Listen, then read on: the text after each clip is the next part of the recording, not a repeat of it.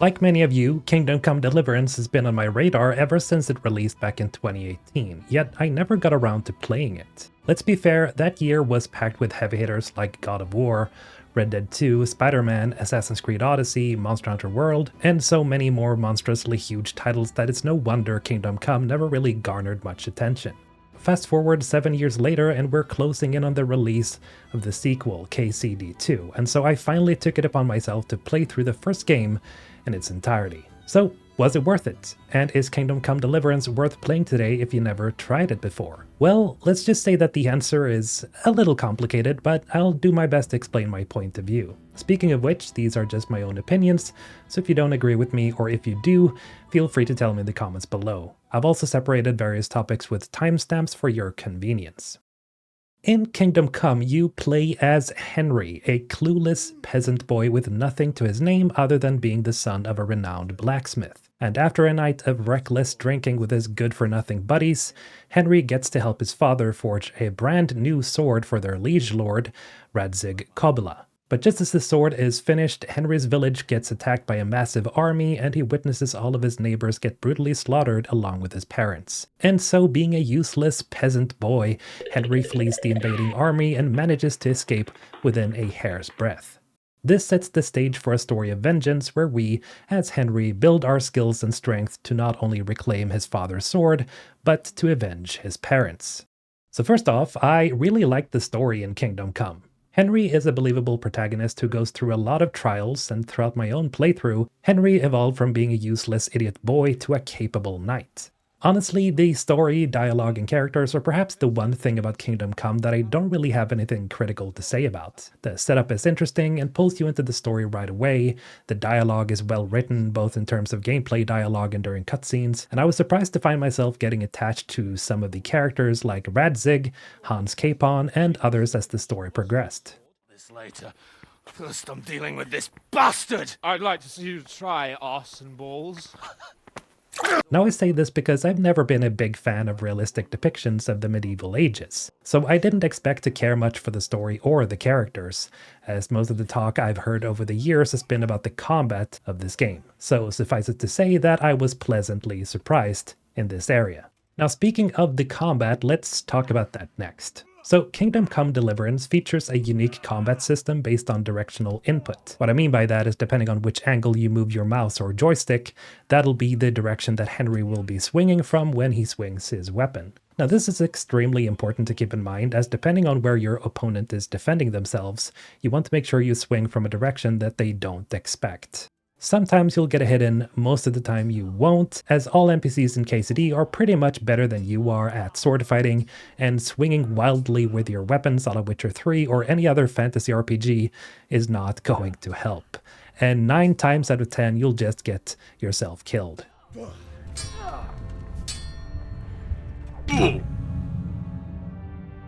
What I'm trying to say here is that KCD's combat is extremely tactical, and the sooner you learn how sword fighting works, the better, as that'll make survival that much easier. That said, the point of KCD is not to always win, it's about surviving, whether that be making sure that Henry is fed, gets enough sleep, or avoiding fights.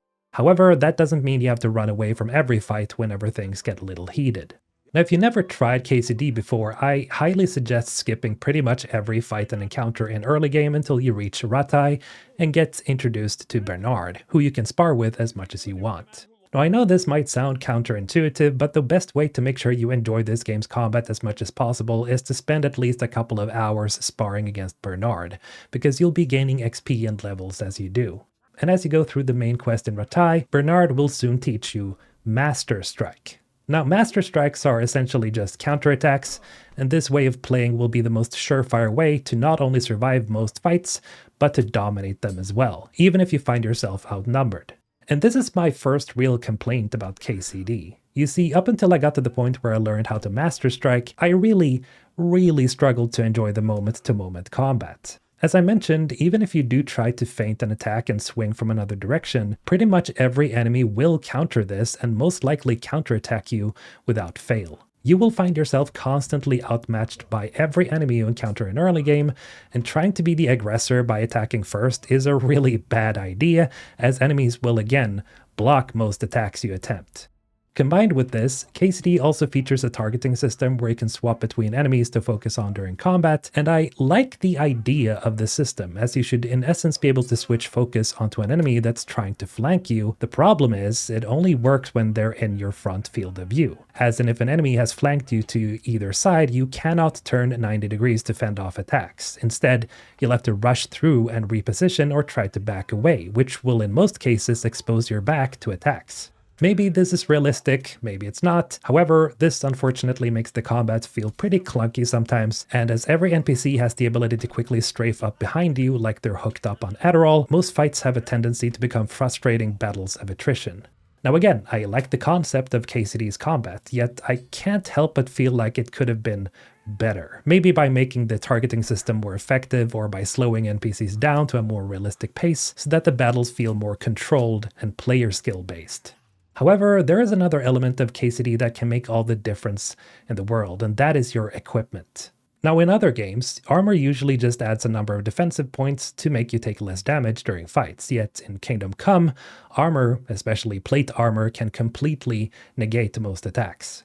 At the point where I had clad my Henry in full plate armor, I actually had no idea of just how unstoppable Henry could become when he's properly protected. And when I got into my first fight wearing plate, I actually let out an audible "whoa" as attacks were just bouncing off of my armor. And immediately I couldn't help but think of this quote from Game of Thrones.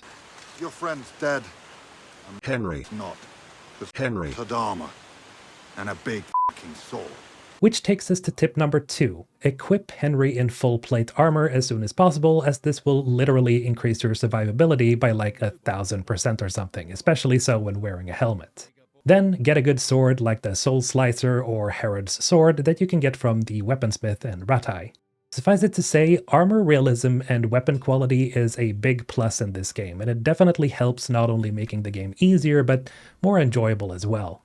Now to make your Henry even stronger and better, you also need to level him up properly, and this is yet another area I really like about Kingdom Come, as in order to level up and select new skills, you have to specifically do an activity to increase your proficiency in it. Say for example, lockpicking, which starts out being a really frustrating mechanic early on, as well, Henry just sucks at everything. But by constantly picking locks, your experience will increase, and with each level, lockpicking will become easier the higher your level is. And you will have access to skills that make lockpicking the hardest locks a non-issue, like Luck of the Drunk, which gives you 30% increased lockpicking proficiency whenever Henry is just slightly tipsy.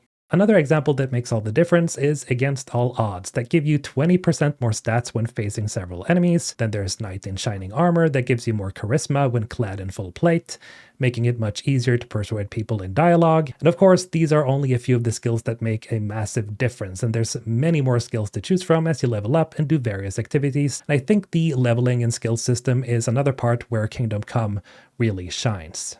Now, I briefly mentioned persuasion during dialogue, and well, just like any good RPG, Kingdom Come features a pretty robust dialogue system, and it's yet another element of this game that surprised me in terms of complexity. What I mean by that is you will often be faced with situations where you have to persuade someone to give up some valuable information, and you can choose to either threaten, be diplomatic, or use your image and status to convince people. And this might sound counterintuitive, but I really like that it's possible to fail in these areas as well. And if you fail to convince someone to give up information or some such, you have to find another solution, which brings another layer of immersion to an already pretty immersive game. Alright, now because I couldn't really find a way to organically put this in the script, the save game system, I don't love it. Having to use save your schnapps to save your game feels pretty limiting, these being consumable alcoholic beverages that you can find or buy throughout the game. I get it, it's supposed to make saving feel valuable and decrease save scumming, that being reloading a save game when you don't get the result you want, but it feels pretty clunky, especially so when you're out hunting or when you're playing through a long questline and you happen to die an hour or two into it, which can be extremely frustrating. On the other hand, you can just rest at inns or in your homesteads to save, so I guess it evens out. Now, I haven't mentioned some stuff like the amount of bugs, which there are some, but not to an extent I personally found bothersome, and some of the voice acting can be hit or miss, but then again, this game was made by a surprisingly small team, about 100 devs or so this doesn't surprise me.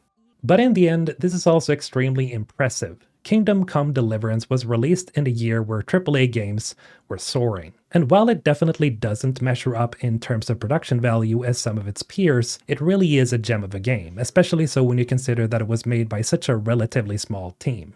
In the end, I would say that yes, Kingdom Come Deliverance is absolutely worth playing today, and I definitely recommend getting into it before playing the sequel. But be warned, Kingdom Come takes some time getting used to, and you'll most likely feel very frustrated early on. However, that's all by design. Henry is a useless piece of shit, and it's your job to mold him into an actual man. And when you do stumble, you can always resort to blaming Henry for all your troubles. I know I did.